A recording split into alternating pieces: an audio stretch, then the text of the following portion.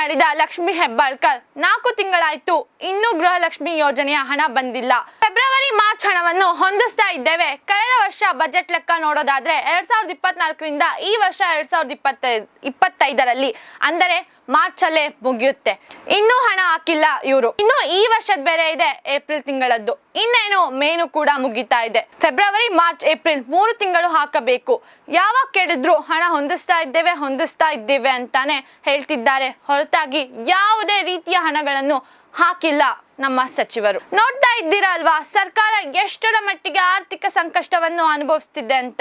ಇಲ್ಲಿ ಹಣವನ್ನು ಹಾಕದೇ ಇರೋದನ್ನ ನೋಡಿದ್ರೆ ಗೊತ್ತಾಗ್ತಾ ಇದೆ ಎಷ್ಟರ ಮಟ್ಟಿಗೆ ಅವರು ಹಣಕಾಸಿನ ಸಂಕಷ್ಟವನ್ನ ಅನುಭವಿಸ್ತಾ ಇದ್ದಾರೆ ಅಂತ. ಇದರ ಬಗ್ಗೆ ನಿಮ್ಮ ಅನಿಸಿಕೆ ಅಭಿಪ್ರಾಯವನ್ನು ತಪ್ಪದೆ ಕಮೆಂಟ್ ಬಾಕ್ಸ್ ನಲ್ಲಿ ತಿಳಿಸಿ. ಹಾಗೂ ಇನ್ನು ಹೆಚ್ಚಿನ ಮಾಹಿತಿಗಾಗಿ ವಿಜಯ ವಿಶ್ವವಾಣಿ ಯೂಟ್ಯೂಬ್ ಚಾನೆಲ್ ಅನ್ನ ಸಬ್ಸ್ಕ್ರೈಬ್ ಮಾಡ್ಕೊಳ್ಳಿ.